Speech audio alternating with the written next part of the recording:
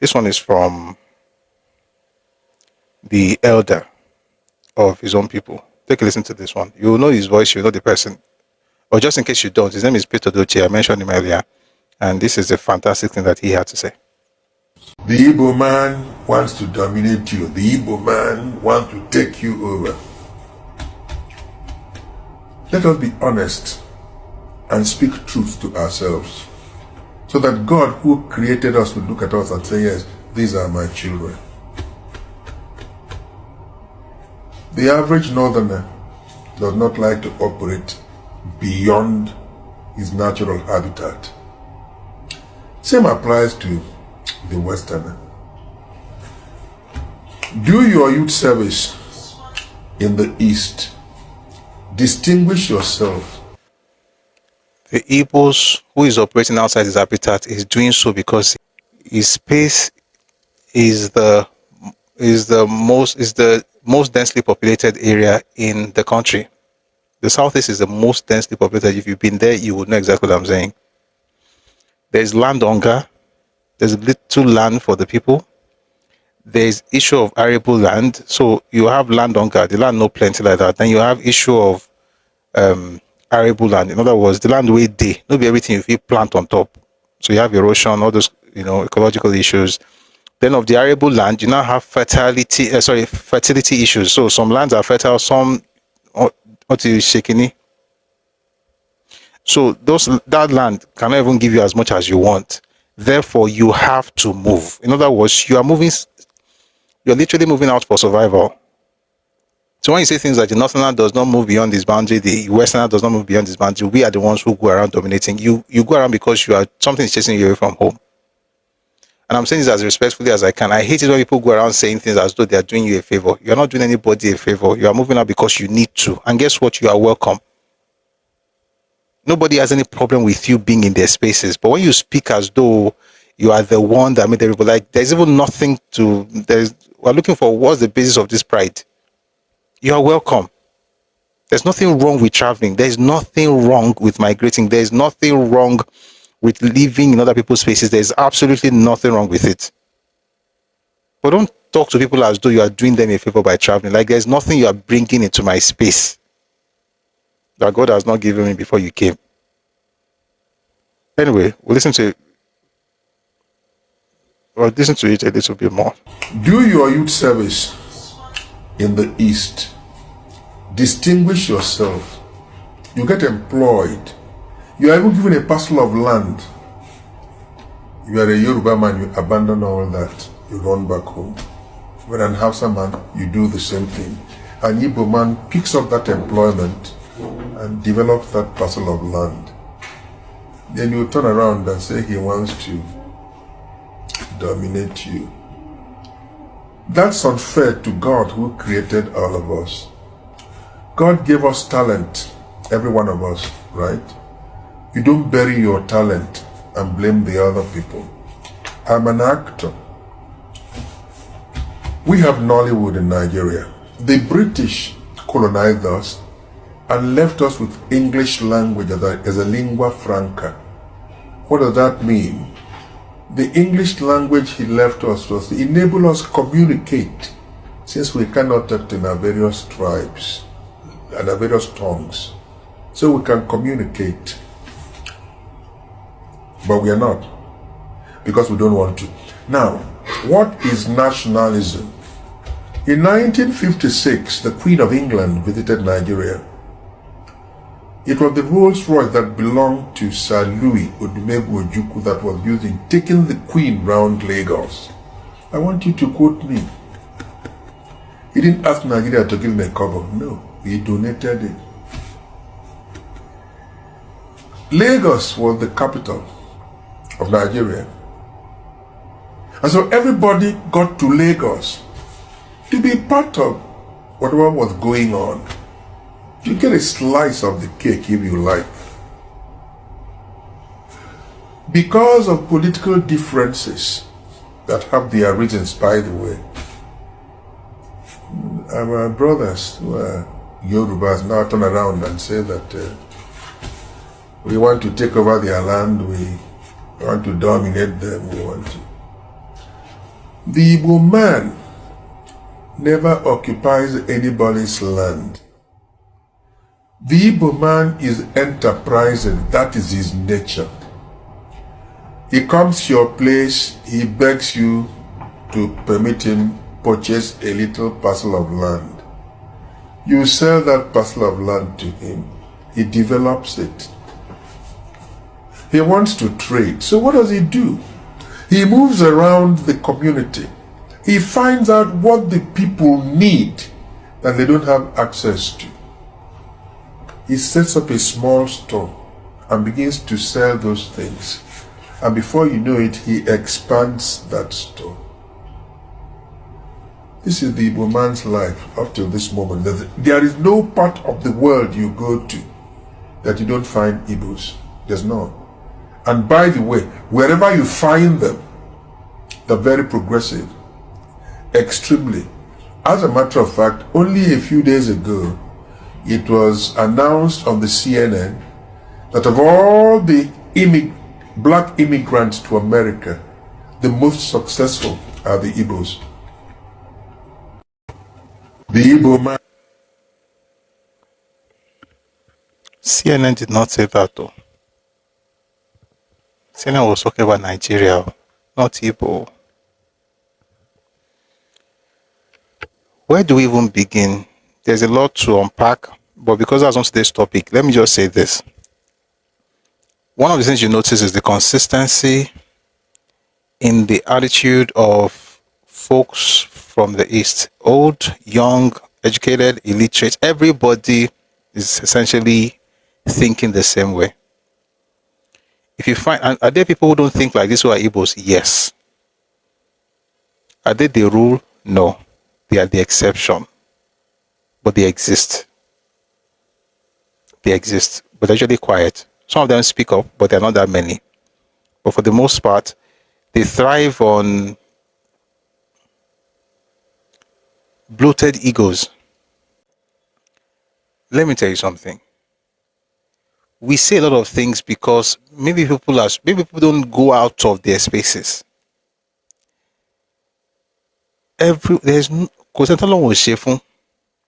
The idea that you went to their land and you dominated Kiniko and you said Kiniko, it happened for a reason. And there are two reasons. Number one, you are escaping something from home. Number two, you were welcome in that particular place. And neither of those reasons has anything to do with your advantage. Now that you spot a need and you meet it, that's brilliant. But if you use it as an excuse to now tell people, and I said something some days ago, I'll say it again. There are people in Nigeria that you should not sell land to. And the reason is not because you hate them. The reason is because of the meaning of the term, purchase. Some people think that once you buy that land, you are now the owner of the agbegbe, the land, the culture, the tradition. You are now part of everybody there because you bought a plot of land. Sane people understand that when you buy land, you get a right. Of course, it's your space. Just like when you rent a flat, it's your space. Just at this time, you have a number of years to occupy that place. By the way, in Nigeria, it's capped at 99 years. It's capped at 99 years. That means 99 years will be the maximum tenure or term or tenure. That 99 years will be the longest you can spend there. They could make you 50. You are not the owner in the sense of Ugwalajonilu. You just have a space. And so for people like that, it's important that Yoruba people especially lease lands to them. So that's where you can actually spell it out. It is 20 years old, it is 5 years old, it is 3 years old. Instead of all this thing of we bought land, we developed the land, therefore we have a right. You don't. And the crazy part is this. Two questions. Number one, I'd like to give many examples, not 2, 3, 5 examples, or like examples of other ethnic groups living and buying land in their space. Number two, I'd like to have examples of people who, because they bought land in their space and built something in the eastern region, are telling them about how to direct the politics of that space. These people did not vote for a guy who was just a councillor, and the guy was born there. He was trying to become a councillor. He's a Northerner, trying to become a councillor in Ebonyi.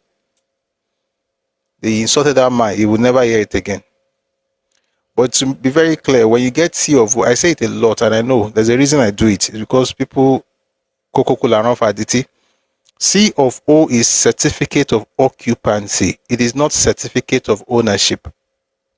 You bought the land, you have the C of O, it entitles you to that space for a period of time. The indigenous people of the land do not have period. They own their land in perpetuity. Yes, the state government is holding it in trust for them. So all these things where people just go around saying we bought land, we developed it, and then they say, I don't want to play other videos of Lagos was a swamp. We went there and we filled it up. I'm like, Lagos became a hub, commercial hub, before certain people even thought of the idea of getting on boats. And I'm trying to use that one because I don't want to say the real thing. Because it be like some people they hang for a tree.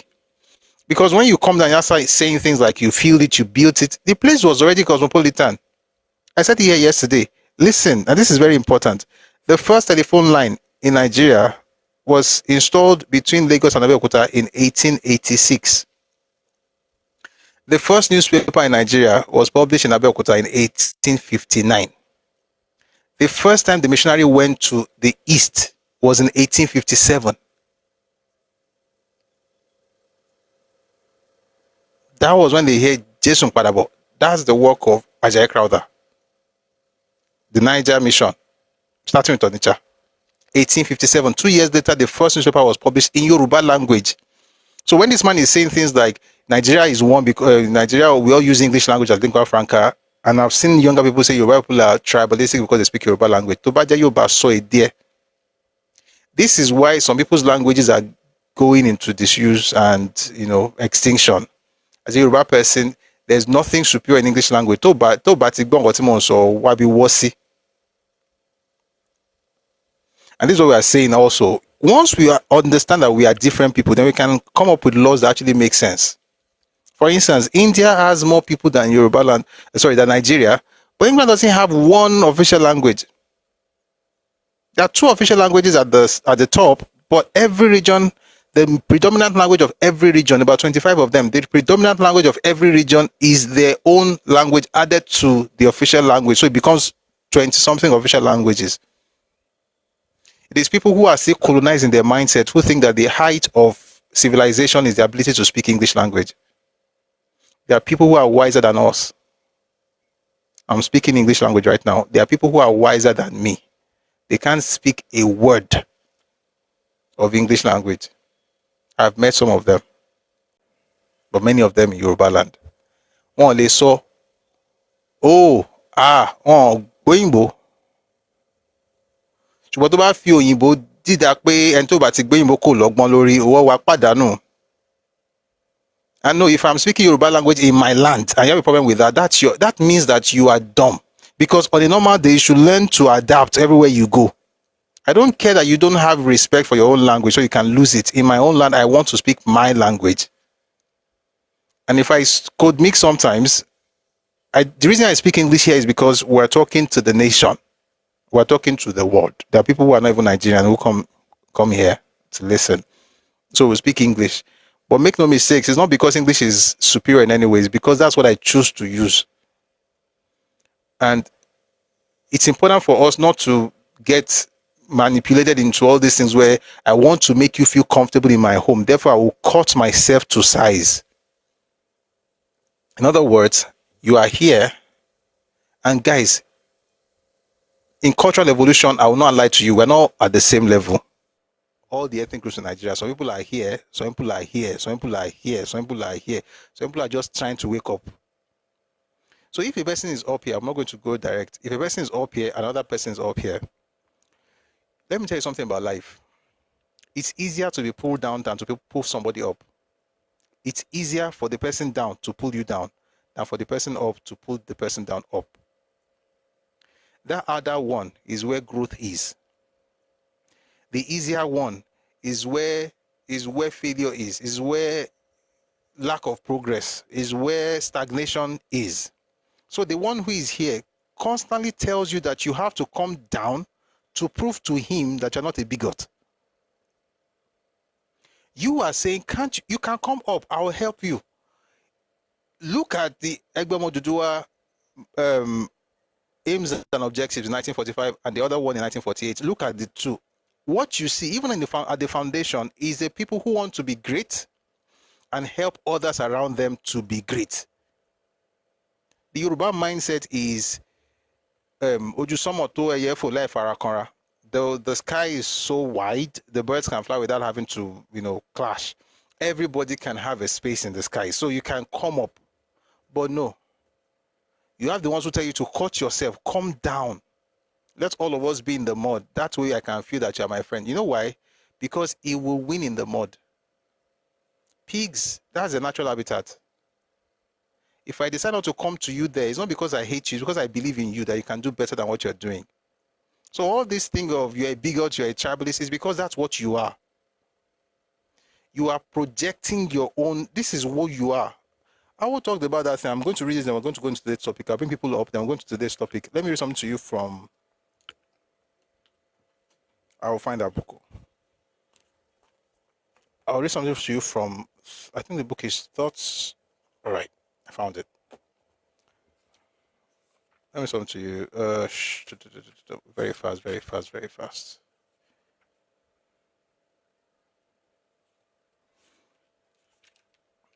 Don't let anybody gaslight you with you're a bigot. I mean, if you're a bigot, fix it. If you're a bigot, fix it. If you're hating on people and you're insulting everybody, do better. So I'm not supporting true bigotry. I mean, real bigotry. That's not the point. But the point is that if, for instance, I mean, there's a saying, to thyself be true. You know that what you're doing is that you understand self-preservation, you are taking care of your own, you love your own, right? And you hate no one, but you're doing the right thing. And people come to you with, oh, you're a bigot. That's their business. Let me read something to you from this book. It's called Thoughts on the Nigerian Constitution. Owl says, we are inclined to think that a good deal of the unreasoning resentments to which we have referred are due to the psychological mechanism known as projection.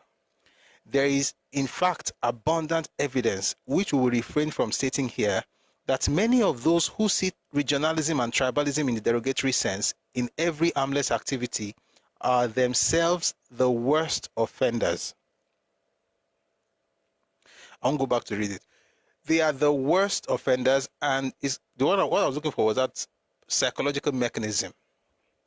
It's a coping mechanism that they use. They have to call you. This book was published in 1966. 1966 was when this book was published. Be like saying today bread. When people call you that thing, they are trying to bring you down to their level so that in their minds they can now feel like we are at the same point, then we can fight.